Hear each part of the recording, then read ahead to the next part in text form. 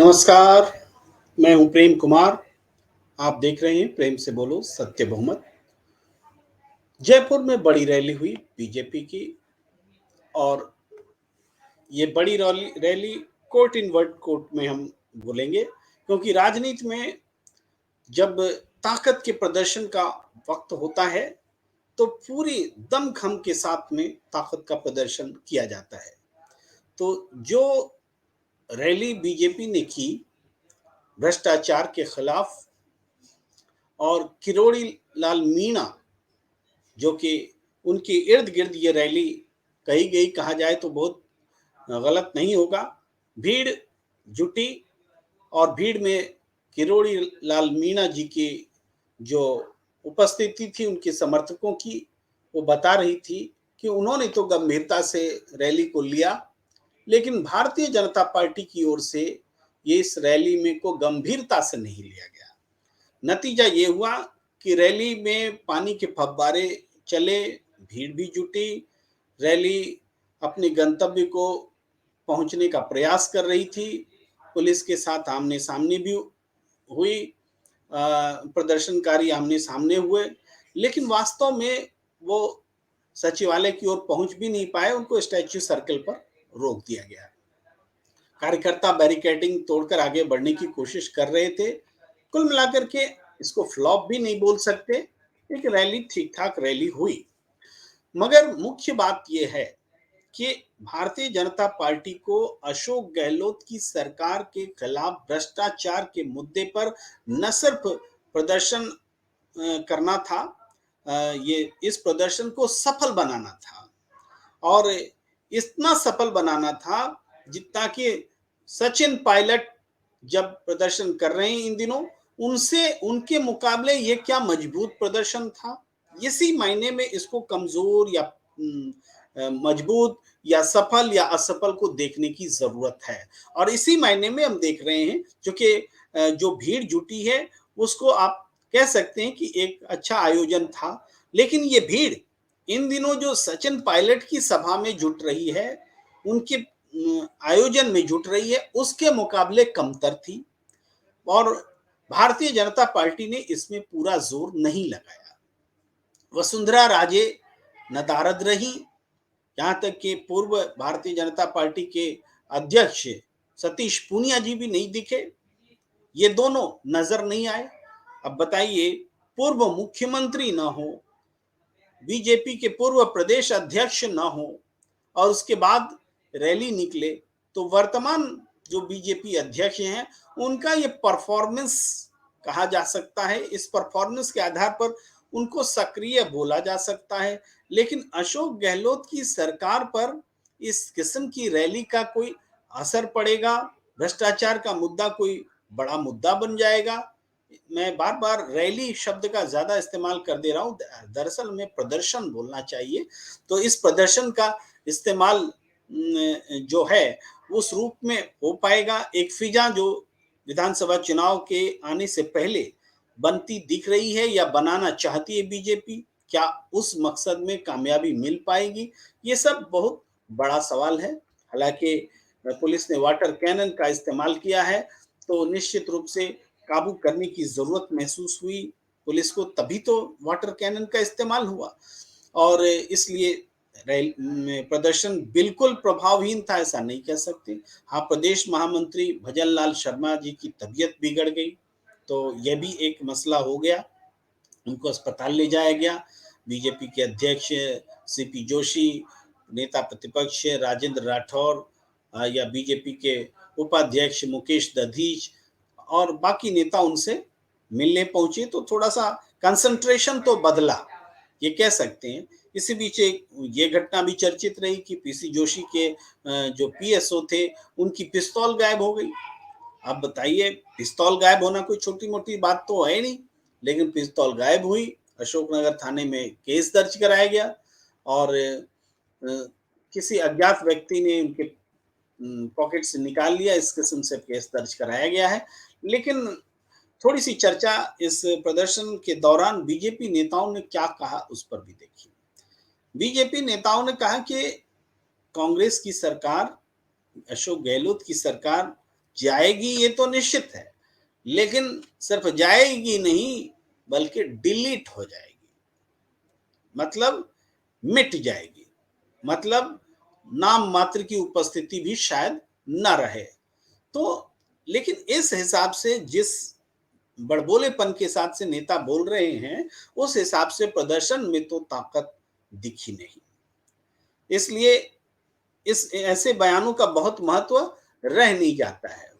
हालाँकि ये बात भी नेता प्रतिपक्ष राजेंद्र राठौर जी ने कही कि पहले कांग्रेस के विधायक आजकल मिलते नहीं हैं, जहाँ खोजिए वो गायब रहते हैं।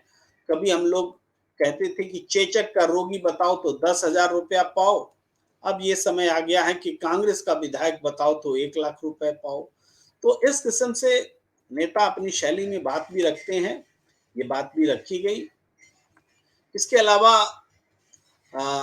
महिलाओं को मोबाइल देने की चर्चा हुई कि गहलोत सरकार ने महिलाओं को पहले कहा था कि मोबाइल देंगे, बाद में कहा मोबाइल नहीं देंगे, पैसा देंगे और अब तक पैसा भी नहीं आया है। इसलिए महिलाओं को उन्होंने आगाह किया कि भाई पैसा मिले बगैर मोबाइल मत खरीदना, वरना पैसा मोबाइल में लग जाएगा और आपको पैसे भी नहीं मिलेंगे। हाँ, एक बात और हुई कि बीजेपी नेता ज्ञानदेव आहूजा ने रैली में राहुल गांधी और अशोक गहलोत के लिए गलत शब्दों का इस्तेमाल किया, कहा कि ये जूते खाने का काम करती है। निश्चित रूप से ये आपत्तिजनक बात है और ऐसे शब्द बोले नहीं जाने चाहिए, खास करके कंसंट्रेशन भंग होता है। आप एक मुद्दे को लेकर के प्रदर्शन कर रहे हैं, पूरी बहस मुद्दे पर नहीं होकर के बहस इस बात पर होने लग जाती है कि बीजेपी नेता ने अशोक गहलोत और राहुल गांधी को के लिए अपशब्द कह गए और कांग्रेस के लिए जो भी सत्ता में पार्टी होती है, यहाँ कांग्रेस है तो अशोक गहलोत हैं मुख्यमंत्री, तो उनके लिए भी ये आसान है कि मुद्दे से अलग इसी मुद्दे पर बीजेपी को ले आया जाए ताकि जो भी प्रयास हुए हैं विरोधी की तरफ से उसको नल किया जाए, उसको प्रभावहीन किया जाए। तो ऐसी बातों से वास्तव में अपना ही नुकसान होता है। बीजेपी नेताओं ने ये भी किया, तो इससे उनका कोई फायदा होगा ऐसा नहीं लगता। आप बीजेपी के प्रदेश अध्यक्ष सीपी जोशी के लिए प्रदेश अध्यक्ष बनने के बाद ये मौका जरूर था, जिसमें कि वो इसको अपनी सफलता के रूप में, अपने कार्यक्रम में, अपनी सक्रियता के रूप में बता सकते हैं। हाँ, उन्होंने जिन नेताओं को जुटाया उसमें अरुण सिंह भी रहे, किरोड़ी लाल मीणा तो थे ही, रामचरण बोहरा रहे सांसद, सांसद राज्यवर्धन सिंह राठौड़ भी रहे और इसके अलावा स्थानीय जयपुर शहर के विधायक रहे और दूसरे तमाम नेता रहे। तो ये उपस्थिति, नेताओं की उपस्थिति तो ठीक-ठाक हो गई, लेकिन कार्यकर्ताओं की उपस्थिति में वो बात नजर नहीं आई जो बात सचिन पायलट की इन दिनों जो इवेंट्स हो रहे हैं, प्रदर्शन हो रहे हैं, उसमें दिखी। सचिन पायलट की रैली में एक उत्साह दिखता है। भ्रष्टाचार के मुद्दे में लोग युवा जो हैं कूद पड़ते हैं। तो सचिन पायलट का की अहमियत वास्तव में बीजेपी की इस रैली से, जिसमें उसकी कलई खुल गई है। भारतीय जनता पार्टी के नेताओं की, उनके कार्यक्रम की, विधानसभा में उनकी तैयारी की, दरअसल इस प्रदर्शन ने कलई खोलकर रख दी है। न तो आप नेता को जुटा सकते हैं, न तो आप भीड़ को जुटा सकते हैं और न तो आप वो प्रभाव पैदा कर सकते हैं जिससे प्रदेश की अशोक गहलोत सरकार थोड़ी विचलित हो जाए। आप देखिए सचिन पायलट के कार्यक्रम से जो स्वयं कांग्रेस में हैं और अपनी सरकार को वो ज्यादा बेचैन कर दे रहे हैं। अपने बयानों से भी कभी वो गलत शब्द का इस्तेमाल नहीं करते सचिन पायलट, लेकिन फिर भी जो जिन शब्दों का इस्तेमाल करते हैं उससे उनके मुद्दे को गंभीरता मिलती है और मुद्दा बेरोजगारी का मुद्दा है, भ्रष्टाचार का मुद्दा है और युवाओं को जो पेपर लीक के मामले में परीक्षाएं रद्द हुई हैं उसमें कंपनसेशन का मुद्दा है। इन मुद्दों पर युवाओं को उन्होंने अपने से जोड़ रखा है। तो कंपैरेटिव ये कहा जाता है, देखा जाना चाहिए कि राजस्थान, जहां कांग्रेस बनाम बीजेपी की एक जबरदस्त लड़ाई की उम्मीद की जा रही है, पूरे देश में ये डिस्कशन हो रहा है कि क्या राजस्थान बीजेपी छीन पाएगी कांग्रेस से। वहां जो एक सरकार के बाद दूसरी सरकार आती है वो रिवाज कायम रहेगा या कि कांग्रेस इस रिवाज को बदल देगी। इस पर चर्चा चल रही है। तो जो गंभीरता होनी चाहिए स्टेट लीडरशिप में, वो स्टेट लीडरशिप की गंभीरता दिखी ही नहीं, एकजुटता ही नजर नहीं आई। अब वसुंधरा राजे क्यों नहीं रहना चाहिए उनको इस प्रदर्शन में? भाई, काम से वो झारखंड चली गई है। झारखंड का काम क्या राजस्थान में चुनाव जीतने से बड़ा काम है? वे पूर्व बीजेपी अध्यक्ष सतीश पुनिया को क्यों नहीं होना चाहिए? तो वो भी किसी काम से स्टेट से बाहर है। तो सवाल ये है कि ये कौन से काम हैं जो इस प्रदर्शन के लिए छोड़े नहीं जा सकते, या फिर ये इस प्रदर्शन की यही तारीख क्यों रखी गई जबकि ये दोनों बड़े नेता प्रदेश से बाहर हों? तो ये दोनों ही बातें सोचने का विषय है कि क्या ये भारतीय जनता पार्टी के भीतर नेताओं में जो गुटबंदी है, गुटबाजी है, एक मिलकर चुनाव लड़ने की जो क्षमता में कमी दिखती है, उसका प्रदर्शन हो गया है? ये भ्रष्टाचार के खिलाफ प्रदर्शन था या कि बीजेपी की कमजोरियों का प्रदर्शन था? ये बात जो है स्पष्ट रूप से खुलकर सामने आई है।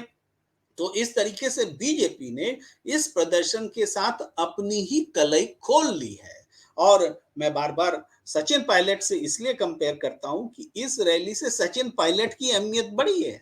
अहमियत इसलिए बढ़ी है कि उनका जनाधार ज्यादा स्ट्रांग है, ज्यादा पैसिव है, ज्यादा इमोशनल है, ज्यादा सचिन पायलट से लगाव रखता है और उनके मकसद से जुड़ा रहता है। और सचिन पायलट के इवेंट का अशोक गहलोत जी मुख्यमंत्री हैं, उन पर ज्यादा इम्पैक्ट पड़ता है और बीजेपी के प्रदर्शन का वो इम्पैक्ट ही नहीं पड़ता है। तो जाहिर है ये जो कंपैरिजन है, ये बीजेपी को जहां अपने अंदर झांकने की नसीहत देता है, वहीं सचिन पायलट की अहमियत को स्थापित करता है। और इससे अशोक गहलोत की सरकार, देखिए वो कंफर्टेबल है कि नहीं है, पार्टी में अंदरूनी बातें क्या चल रही हैं, किस तरीके से चल रही हैं, कांग्रेस का आलाकमान इन दोनों नेताओं को जोड़कर कितना रिजल्ट ले आ पाता है, कितना सक्षम हो पाता है, ये सब चीजें तो क्रमशः बीतते समय के साथ साथ हमें देखने को मिलेंगी। लेकिन एक बात साफ है कि इन दोनों के नेताओं के साथ जनाधार है, चाहे अशोक गहलोत हो, चाहे सचिन पायलट हो। और इसके मुकाबले अभी बीजेपी में किसी दो बड़े नेता का नाम चुनिए तो दो तो छोड़िए, एक बड़ा नेता भी सामने नहीं आता है जो या तो सचिन पायलट का मुकाबला कर सके या अशोक गहलोत का मुकाबला कर सके। तो ये बात ये बताती है कि अशोक गहलोत और सचिन पायलट ये अगर अपनी वैमनस्यता, अपनी प्रतिद्वंदिता, स्पर्धा स्पर्धा जो है उनके बीच, इसको अगर थोड़ा सा किनारा कर लेते हैं, थोड़ा ईगो को पास से हटा देते हैं, केंद्रीय लीडरशिप का थोड़ा सा इस बात पर फोकस ज्यादा हो जाए कि दोनों मिल करके आए चुनाव लड़ें, तो भारतीय जनता पार्टी तो कहीं ठहरती दिख ही नहीं रही है इन दोनों नेताओं के सामने। ये ये बातें स्पष्ट हो रही हैं। तो बीजेपी ने एक अच्छा राजनीतिक कार्यक्रम लिया, उसको लेना चाहिए। भ्रष्टाचार का मुद्दा जो सचिन पायलट पकड़ रहे हैं, वो खुद बीजेपी को पकड़ना चाहिए।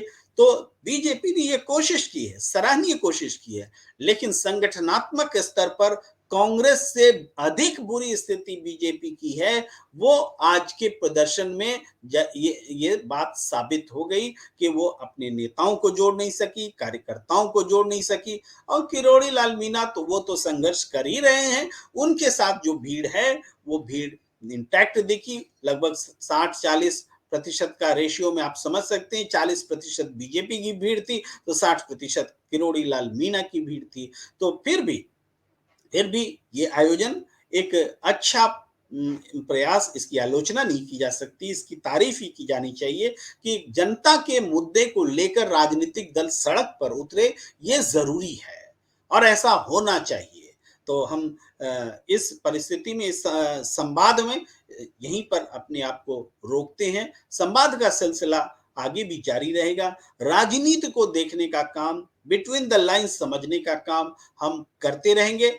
और हमें दीजिए इजाजत, फिर मिलेंगे नए नए विषय के साथ, समसामयिक